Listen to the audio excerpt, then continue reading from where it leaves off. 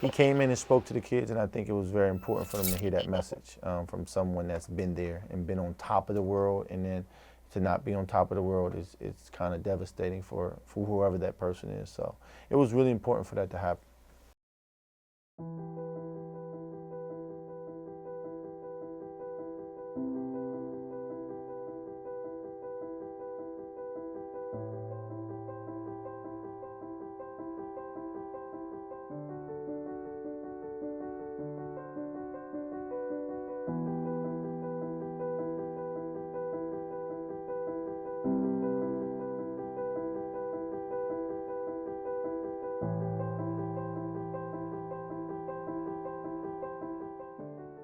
Named Wally Judge.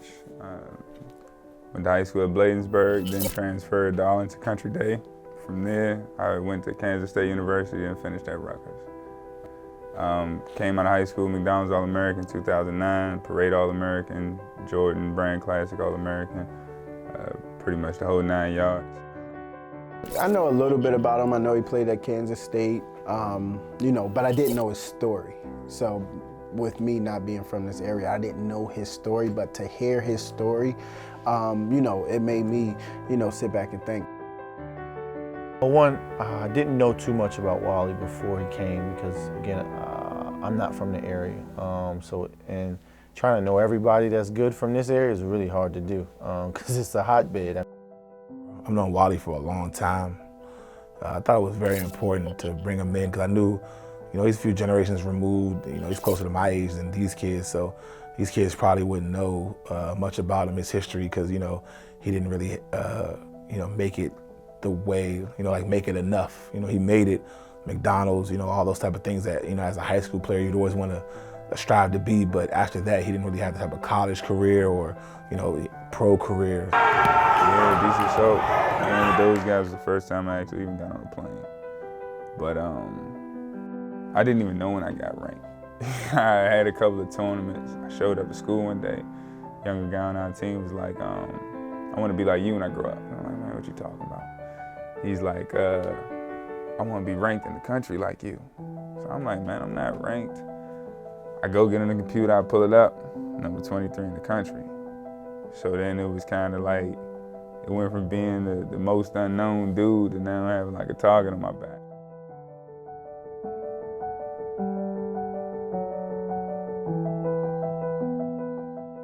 I think at the time, Lance Stevenson was the head guy.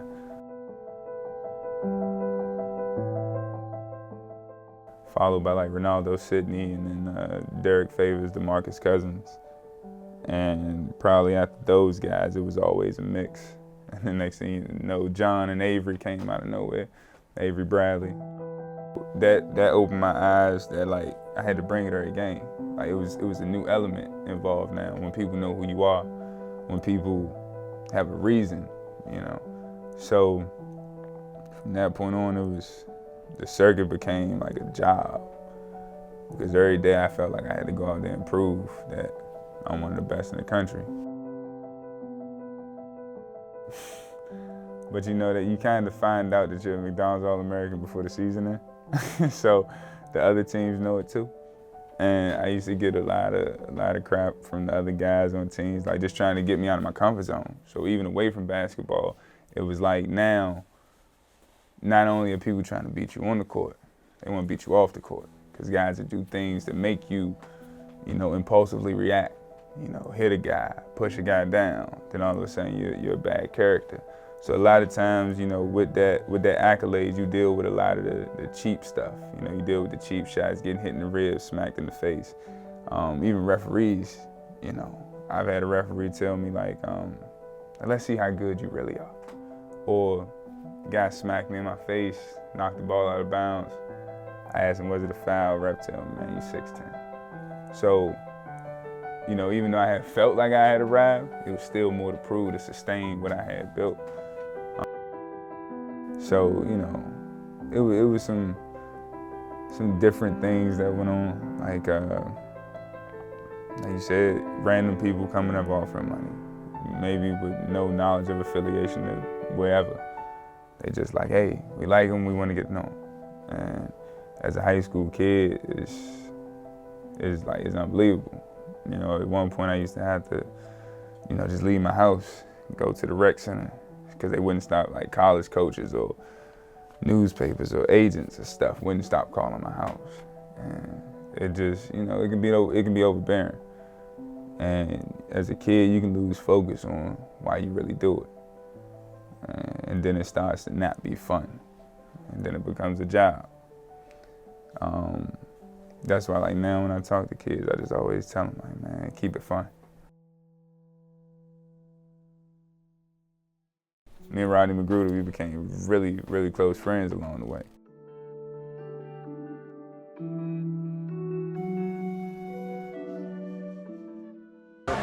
Really stepped up his game.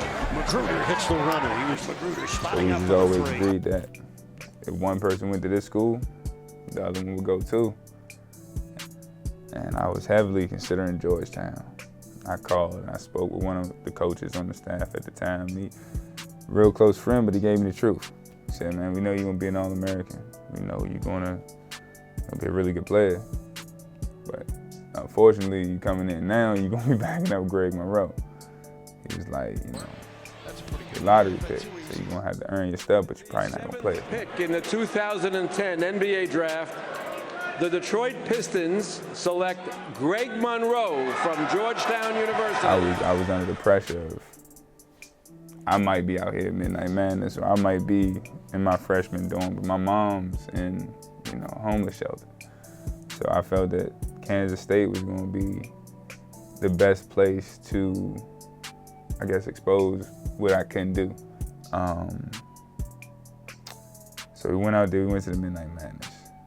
And we seen how everybody welcomed Mike and Bill and, you know, Jacob. We seen how Frank was using the team. So we was like, we could play here. So then eventually I chose him. And like I said, it was a family connection with the DC Assault thing.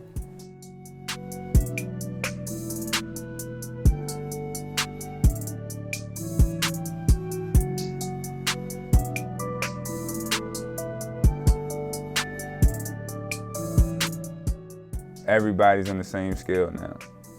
It don't matter what you was coming out of high school. I always tell everybody, I thought Frank Martin, I still believe Frank Martin's a great coach. You know, I learned a lot in my time there. But for me and him, it just didn't necessarily click. Partially because I knew what I was coming into college as. And I had, you know, I had trained myself to be, you know, a power forward / small forward. I got to college, they made me a center. We had top 20 recruiting class and I'm headlining it, but I'm coming off the bench behind no offense to him, you know, ended up being a great player, but behind like a 1-star prospect, 2-star prospect. So it was like a mental game. It's like, man, if I'm coming in, I got all this, you know, clout, or I got all this, you know, all these accolades behind me. Then I'm showcasing in the practice, like, why am I not starting? I felt like my talent was kind of being jerked around. Like, one moment you want me to be a star, next moment you want me to be, you know, a bandmate. And as a 19-year-old kid with a, you know, a lot of lack of people to look up to, you don't really know how to handle it. So, you know, I became depressed. Freshman year, the winning is what cured the depression. So I didn't have to worry about feeling down and sad, because everybody love you, you know. Top 3 in the country, beating all these teams.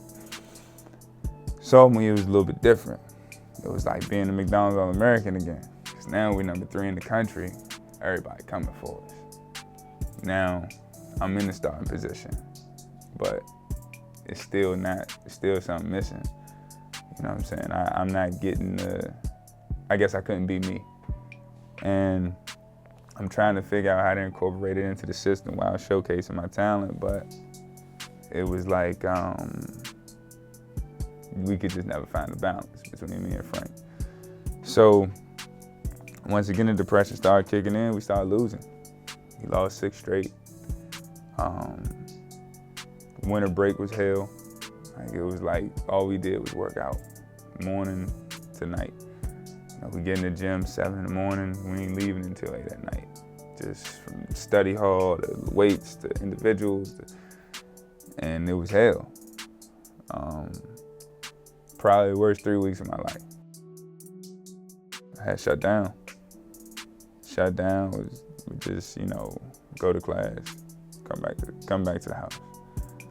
Go to class, come back to the house. And it was kind of like, I kind of gave them warning signs of it. Like I told, like one day I was coming from class and so was he going to practice? And I was just like, I ain't going. Turned my phone off, went over to one of my homegirls' house, told her if anybody called for me, you don't know where I'm at. And I just stayed there because I needed like that peace. And like I sat down and I had talked to, you know, the coaches about it. Told them like, man, like it ain't fun no more for me. Like, I don't like playing right now. You know, it's becoming a business. And so I kind of gave them, you know, the full, I guess a full warning of it, that apparently whatever was going on coaching and playing wise just wasn't meshing. And at that point, I had no balance. You know, it was like basketball wasn't working out. My home situation was still in shambles. So then one morning I just got up and I looked at it and I'm like, I ain't feeling it. I think it was like 9 games left in the season. I was like, I ain't feeling it. Because number one is like, I couldn't play because I wasn't happy. So even if I got in the game, I wouldn't produce the way I should have. So in turn, I just went to Frank like a man. I just told him, I feel like it's best to, you know, like we part ways. You know, I think you're a great coach, but I think I just need to find something different to better myself. And then in turn, he said he would help me out. And then we started the transfer period. But then after the fact, you know, once I'm sitting out waiting for the season to end, like I said, I'm getting hate mail. Like something that I've never seen before. And as a 19-year-old, 20-year-old kid, is like, you try to grasp the idea of someone hating you because of a sport. Because when everybody love you, you don't realize it, that they love you because of a sport. They love you because you can dunk, because you can jump around and do all these exceptional things, extraordinary things. And then it's like, for those same reasons, somebody will hate you because you don't do it for them. And I received a 5-paragraph letter on Thanksgiving saying to kill myself, calling me all different types of racial slurs, saying that they were thankful that I was no longer a Wildcat and that I was a waste of talent, deserved to die, you know. And as a, like I said, a 19-year-old, 20-year-old kid, it's like, who sits out and takes the time to write that to a kid? Able to live through it together, and it brings you closer.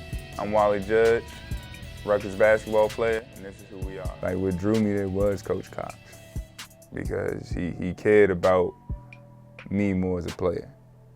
You know what I mean? He cared about me more than just being a player.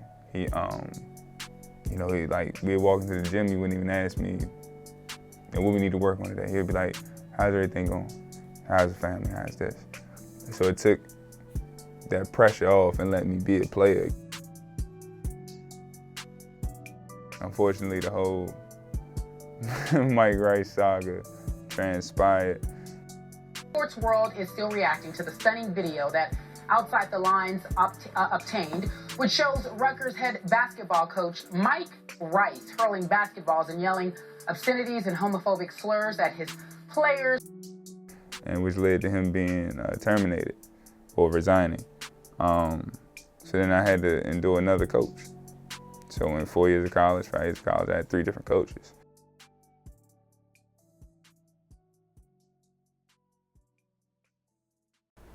Wally's mom is J-Mo's mom's sister, so I kind of have a relationship with Wally through J-Mo. My name is James Hampton, 6'5", 17 years old. I'm walking DC. He was with Coach Ty, and we was with Beacon House, and we all used to, all he do was Joan. J-Mo was really tough pill to swallow, because again, as a kid, I know his circumstances, I know his situation.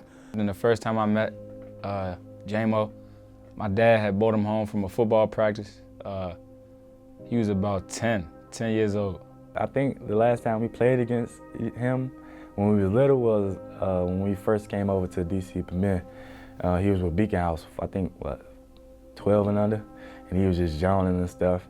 Because Friday nights they used to come over to my house and stay with my dad because they played Saturday mornings, and he wanted to make sure that all the kids were there and fed and had enough energy for the game day. He comes from a situation of a Section 8 kid. He comes from poverty. I'm just gonna flat out say it. I'm not sugarcoating it.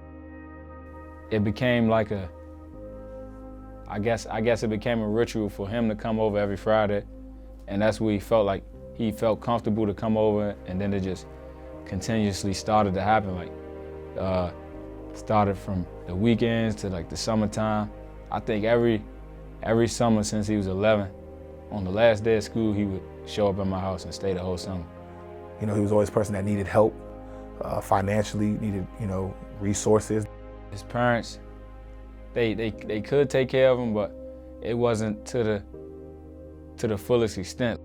As a lot of, inner city kids are, and, T and his father, Ty, did a lot for him, even took him in, as they did his nephew as well now, Cardo. I would say financially they weren't capable to do the best to do the most for him. Whatever I needed them to help with, they helped. Whatever my dad needed them to help with, they always helped. Like they would send food stamps, give us food stamps so we could go grocery shopping, so it was food for him to eat. It was a point where he came to Premier to play with us, and we was all in the room together, and he was just talking about how he gonna get his family out the situation that they in, and how he gonna provide for them, and just how he just wanted to just to play basketball, basically. He didn't want to be around the negativity. I just know one of my co-task on Lil T, I know he's like a role model, so I just want to stay around people that got degrees in college, that play college, that on a high level, that know the game, so I just listen to what he say and just take notes. He knew he wanted to play basketball, he knew he wanted to go to school, but he never really saw anybody in his life doing that. And I think I was that person that was in his life, that was going to school, playing basketball, and like accomplishing everything that I wanted to accomplish. He wanted to be around all positive energy or people who wanted to get to the same level as him. My dad coached them in basketball, so he put together an AAU team with all like inner city kids. He used Beacon House, and then he went over to Trinidad Rec and got some of those kids and kind of put them together. He started out in like D2 Nationals, and they would go and like they would go and like be competitive, but they would lose. To start off like, man, all right, this is where we at. We gonna grow. Everybody, don't get frustrated. I know y'all want to win, but we gonna be in games with people, but we gonna work our way up. Started his high school career at Bell as a ninth grader. He was probably one of the best kids in the league as a ninth grader. He averaged the most points throughout the whole DCIAA. But Bell, he got Bell to the playoffs, I think, for the first time in ever. And they lost to Coolidge. They were the AFC. They lost to Coolidge in the first round. It's just sad that happened to him. Because that's all he wanted to do was get his family out of the situation there. I was present when he fainted up at Rock Creek. We were playing in the game, like an outside league up at Rock Creek. He was like running down the court. I didn't see him, like I didn't see like what he was doing, like his mannerisms before he passed out. But somebody said like they saw him grab his chest, and then he fell near the bench, and then like it looked like he was seizing. But at the same time, it looked like he could have had a heart attack, but we didn't know what was going on. So people called the ambulance. I was right there, like with him, holding his head and stuff. A ref that was reffing the game, like did CPR on him, and I don't know if that was the right thing to do or not, but it brought him back to life, or he started moving and breathing again. And then we went to the ambulance. Ambulance took him to Howard. They came back and said, well, nothing is wrong. He just was dehydrated or malnourished. So we like, all right, cool. get him hydrated, feed him as much as he want, and he'd be good to go. So we didn't really think much of it. And unfortunately, when you come from these type of circumstances, your health and your attention to health is not always paid the same way as other kids. So which is why I always go back to what I say about, you know, a lot of these kids need to really be thankful that they come from the circumstances they come into and are born into the situations they're born into. And then after that, like he didn't play basketball for like a good 2 to 3 months, just until like they kind of ran all the tests. Because for some people, basketball is their salvation, but for most kids, they'll be good either way. Like no matter what, you'll be going to college. No matter what, you'll be going to a good school. No matter what, you'll have a good life. It's all about when you have a great life and doing what you love. J-Mo, basketball was his salvation, because without that is the streets, or it was, you know, the wrong things like his friends were doing. I don't know, my dad, he was confused. Like he was trying to understand like what's going on and like why is he passing out. And whenever we take him to the doctor, they say, oh, nothing's wrong with him, he good. So they're actually, my dad and his dad is actually in the process of, you know, getting paperwork so they can kind of, you know, file a lawsuit against the hospital. The first time I had me sat out, they're like, don't touch the basketball, you can't play basketball.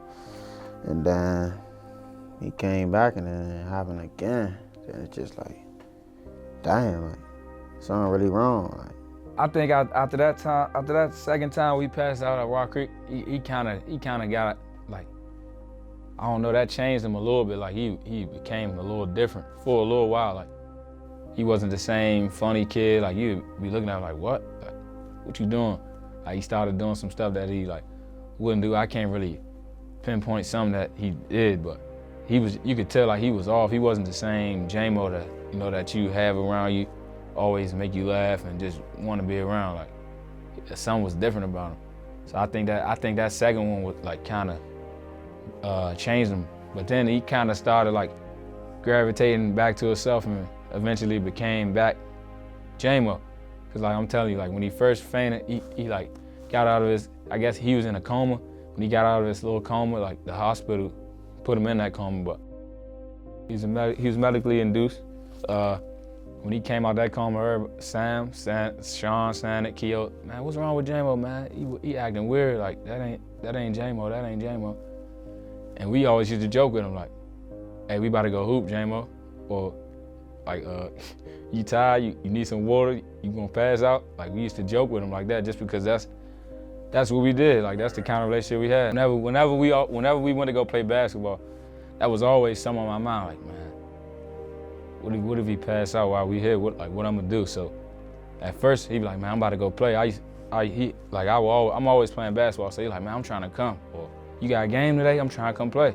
Cause I would let him play in the men's leagues and stuff like that just because he wasn't playing any basketball at all. I'm like, man, J-Mo, I don't know. I don't trust it yet. They ain't really say much about what happened, so I ain't letting you get back out there. And he like, all right. But then he got back, like he just started becoming himself again, so I'm like, all right, he good, he could play.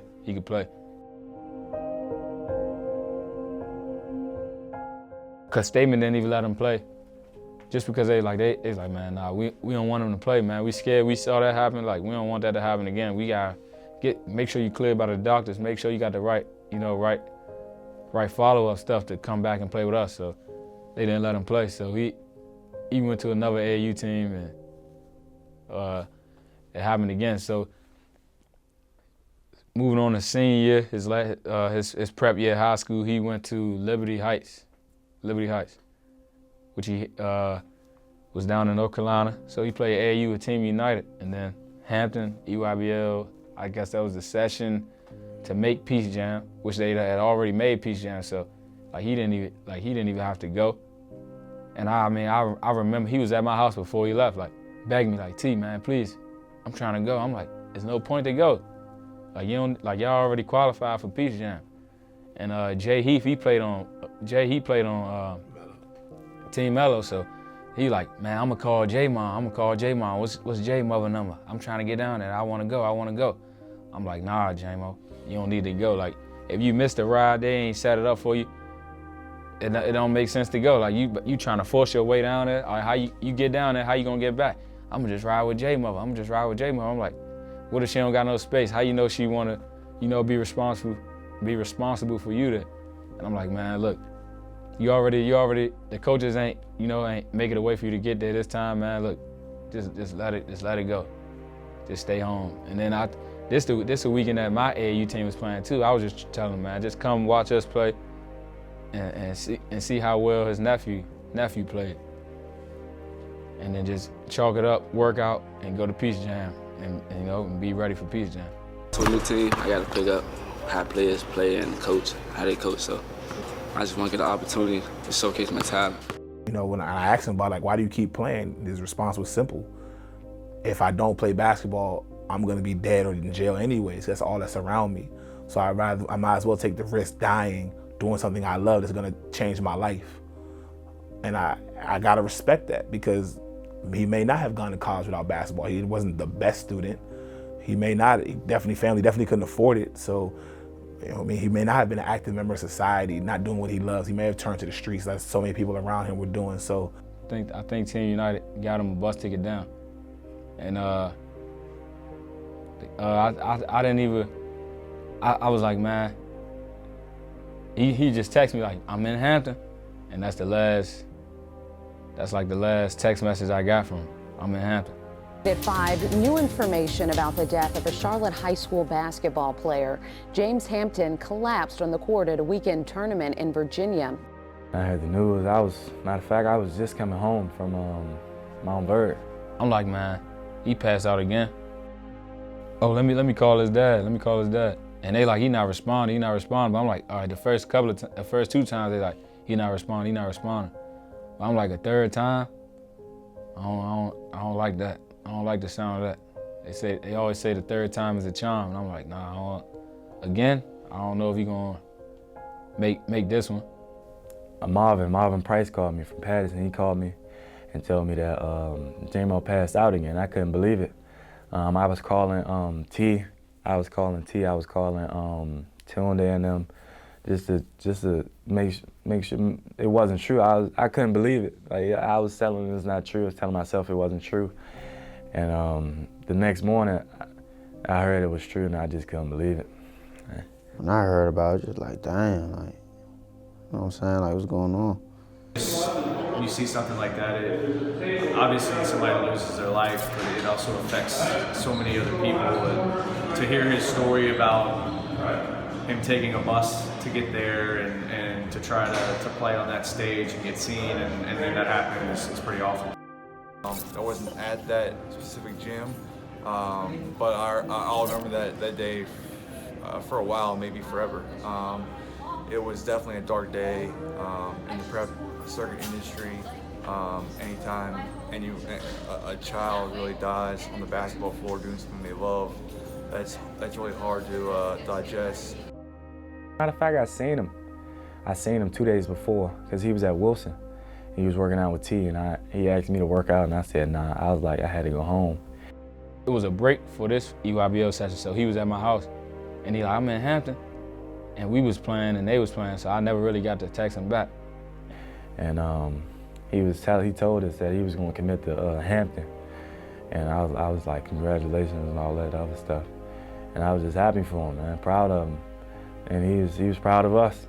That's all he wanted was everybody to eat, everybody get their families out the situation they was in. I'm always remembering him for sure, and I always remember all the jokes, all the how he used to crack on me, tell jokes, or me telling him he was too young to play with us, after we had our events at Wilson. I played for him also. He's one of the people I played for, because he related to me, because I want to get my family out the situation that they in. And I just miss him. I wish I could talk to him, and I love him. When he was young, he was like in 7th, 8th grade, he used to always want to try to play pickup with us, me, T, Howie, some other guys. Like, we always tell him he was too young. Then he grew up, ended up being like 6'6".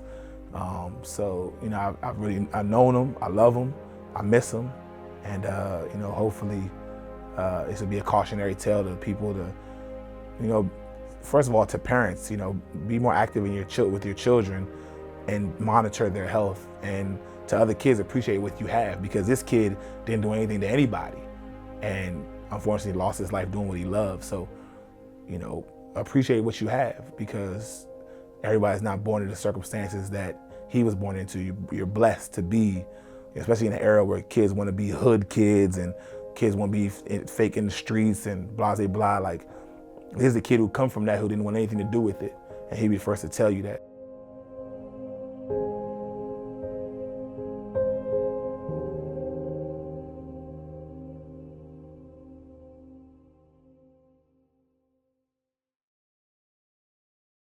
On the next episode of Run This Town. The whole time you start to see this is like real life now. If I don't do what they need me to do, like, I'm fired. Like, this ain't no, you just getting benched for a game, like you going home.